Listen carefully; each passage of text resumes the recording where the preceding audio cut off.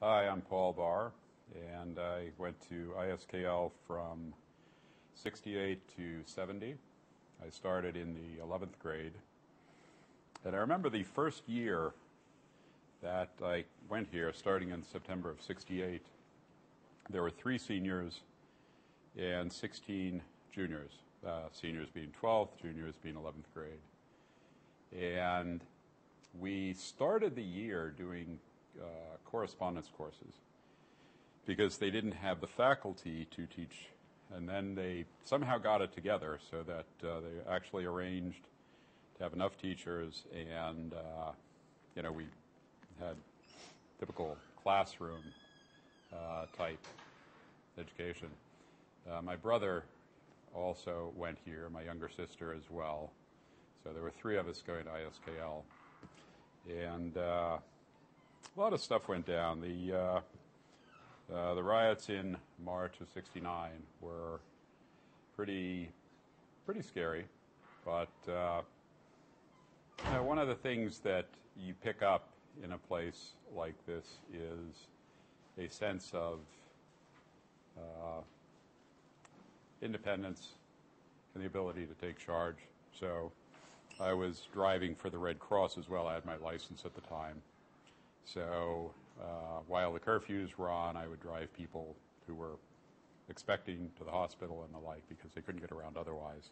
Because, of course, school wasn't on because there was curfew all day. School was just shut down, which, I'd like to say that was too bad, but it was too bad. And we fielded a team for basketball. Went down and played the American school in Singapore, but it was kind of tough.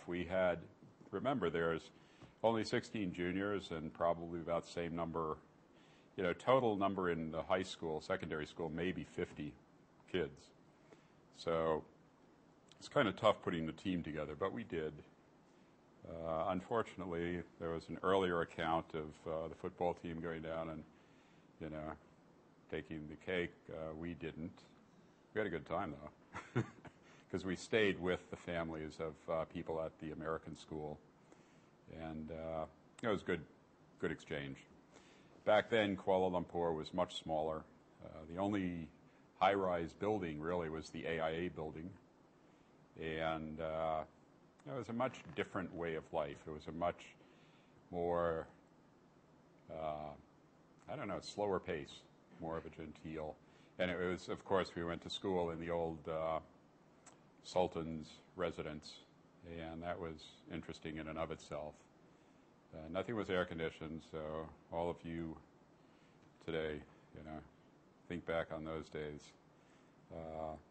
Actually, I take that back. There was one air-conditioned trailer that would seat about 10 students. We studied Malay in that one. Yeah, Chudler was the principal at the time.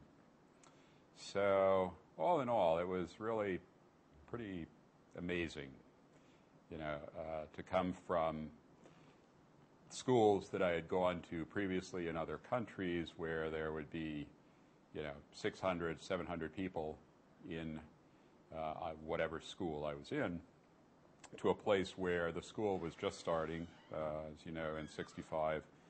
And to be part of that beginning process was really special. And I'm just thinking back to what it was like.